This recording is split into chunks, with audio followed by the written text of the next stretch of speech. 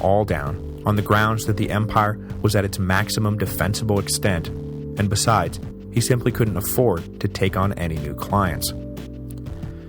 This worked fine during his own reign, but eventually, jealousy from those on the outs, and suspicions from those on the ins that Rome had become an extortable paper tiger led to an explosion of violence in the north and war with Parthia in the east during the reign of Marcus Aurelius. As I just mentioned though, it was not as if Rome was literally at peace in all places during the peace-at-any-price age of Antoninus.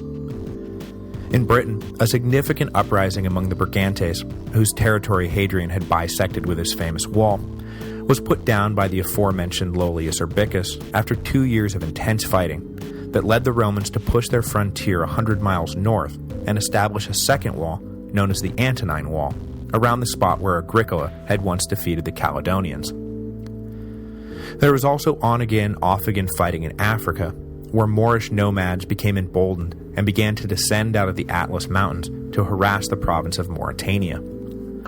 The problem of the Moors would only get worse during the reign of Marcus Aurelius, and Antoninus's failure to nip the problem in the bud with more vigorous action was seen as one of the time bombs he unnecessarily handed off to his successors.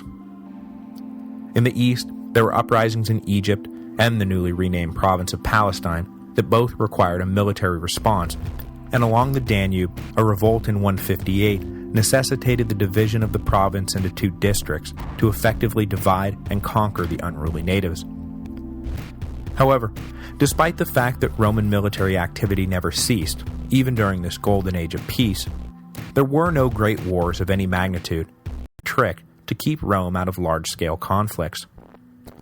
In his most famous diplomatic coup, a single letter sent to the Parthian king advising that encroachment on Roman territory would not be taken lightly was enough to dissuade Parthian expansion plans. Probably the one major difference between Hadrian and Antoninus, though, when it came to their peace policy at least, was that Hadrian was fanatical about drilling and keeping the legions constantly active and alert. This state of persistent readiness left them more than ready to deal with any unavoidable conflict that might arise.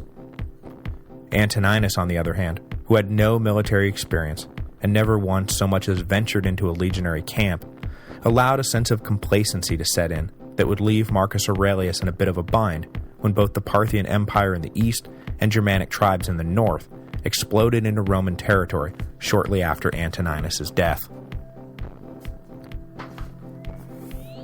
As I mentioned, for all of these crises, the frontier battles and the foreign diplomacy, Antoninus himself never left Rome.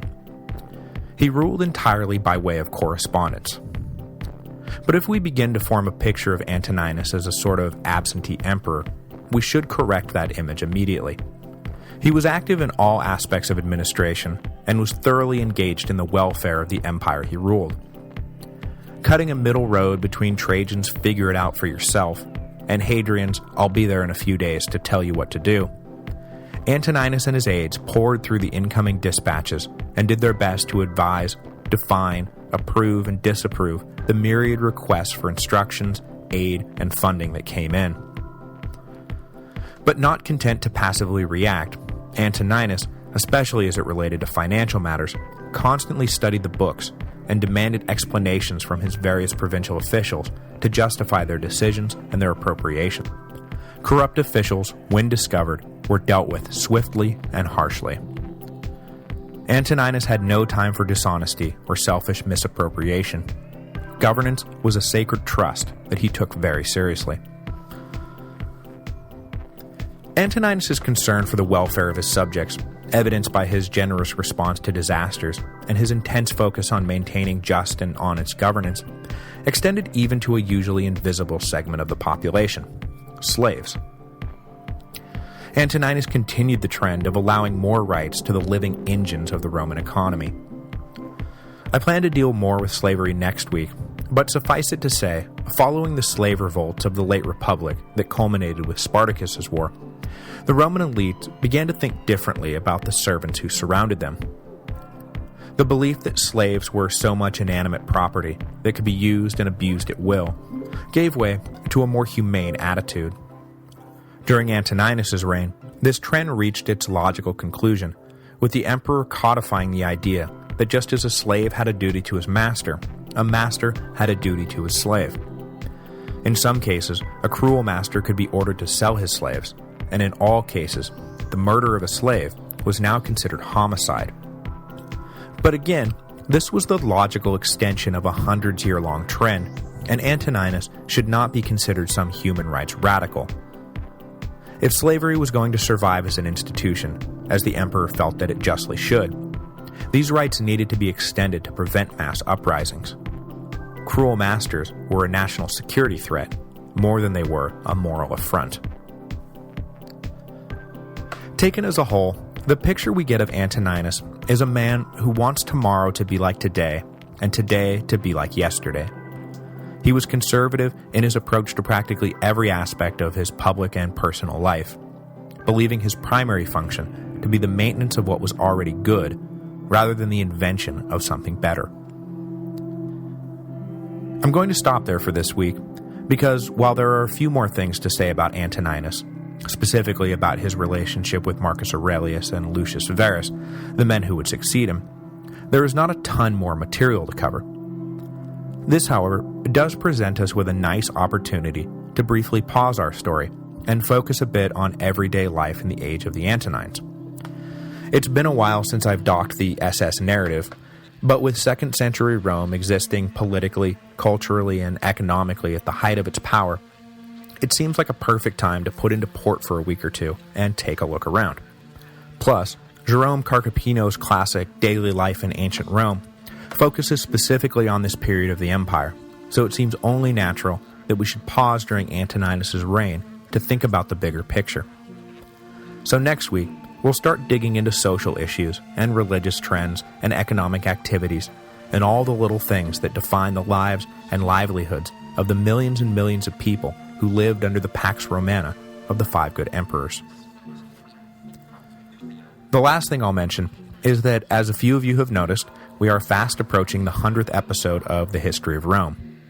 I know we are only on episode 85, but with the 2-part and 5-part shows, this is actually the 95th posted episode, and I can assure you that this is the metric I use when defining which will be the, quote, 100th episode.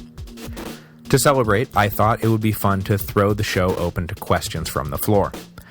So, if you're interested, go to either thehistoryofrome.typepad.com or the show's official-unofficial discussion group, Forum Gallorum, at forumgallorum.freeforums.org, and submit your questions to the 100th episode threads we've got set up.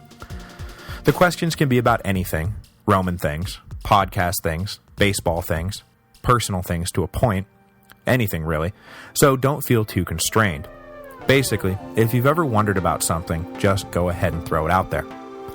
I probably won't be able to answer everyone, but I'll do my best to pick out representative questions that mostly cover what most people are mostly wondering about. The only question you can't ask is, where are the early episodes? Because, as I'm pleased to point out, they are now all available on iTunes. I'm still ironing out bugs, so the ordering is a bit off, and it looks like iTunes is doubling up downloading episodes that you already have, which is really annoying, but going forward, all should be well, and everything should stay put. For those a bit rough, both in terms of production and style, so please don't judge them too harshly. I was, after all, making it up as I went along. The really last thing I'll mention is that the Forum Gallorum is also now hosting a weekly History of Rome chat that launched last week and will occur regularly at noon U.S. Central Time on Saturdays. I should be there next weekend and periodically after that, schedule permitting, so see you there.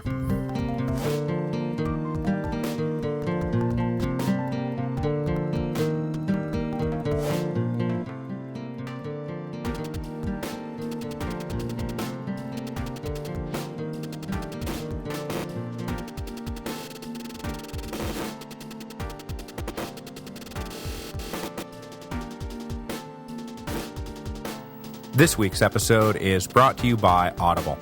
As you now know, Audible is the internet's leading provider of audio entertainment with over 60,000 titles to choose from. When you're done with this episode, go to audiblepodcast.com/Rome. That again is audiblepodcast.com/Rome. By going to that address, you will qualify for a free book download when you sign up for one of their 14-day trial memberships. There is no obligation to continue with the membership, and you can cancel anytime and keep the free book that you downloaded.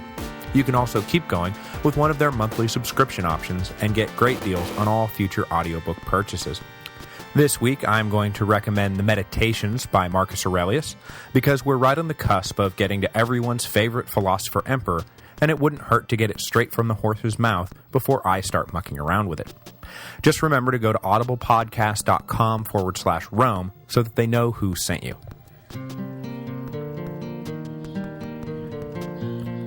Hello, and welcome to the History of Rome. Episode 86, Wealth and Class. Things have changed considerably since the last time we surveyed the broad outlines of Roman life, Episode 28, Taking Stock for those of you keeping score at home.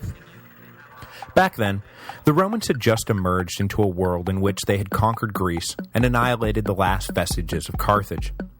As you'll recall, this total victory over all meaningful rivals for power was a turning point in the transition from republic to empire. Bereft of any unifying external threat, ambitious politicians began to describe their domestic political enemies in the same us versus them, life-or-death terms that they had once reserved for foreign enemies like the Samnites or the Carthaginians. At first, this manifested merely as a more violent extension of the old class struggle between patrician and pleb, as with the careers of the Gracchi brothers. But soon, the once solidly unified aristocracy began to turn on itself, and Marius and Sulla, then Caesar and Octavian, tore the old republic asunder and created in its place a new imperial order, a semi-divine military dictatorship that ruled the Mediterranean from its seat on the Palatine Hill. We now find ourselves, then, on the opposite side of that evolutionary curve. Back in episode 28, we were setting the stage for the fall of the Republic. Today, we are observing the result of that all-important social and political transformation. By the middle of the 2nd century, the Republic was not just a thing of the past, it was a thing barely remembered. And more than that, it was a thing no longer even actively pined for. The Romans, in a word, had changed. The political power they undisputedly wielded, the wealth that poured into their public treasuries, the new ideas, religions, and philosophies that had been ingested from Greece and the Near East, had all conspired to fundamentally alter the Roman character. Whether it was even in its own time an unattainable ideal is a question for another time, but the Romans of the Republic had supposedly been all about simple homes, strong families, steadfast piety, and above all, an impassive devotion to the public good. The Romans of the Empire, though, as pointed out even by contemporary critics like Juvenal, had become a society of self-indulgent sloths, whose lives revolved around ostentatious displays of wealth, petty gossip, and the next round of games. At least, that was true of the upper classes. The lower and middle classes, who had once been freeholding farmers, the very root of Republican virtue, were now either oppressed tenants on sprawling aristocratic estates, or else unemployed and crammed into Rome, living what could barely be called lives on the public dole. And this is all to say nothing of the legions. Once comprised entirely of citizen farmer soldiers, the Roman legions had not only lost their amateur status, they were now not even Roman legions anymore. Aside from a few officers, the standing army that defended the frontiers of the empire was, by the 2nd century, made up entirely of provincials,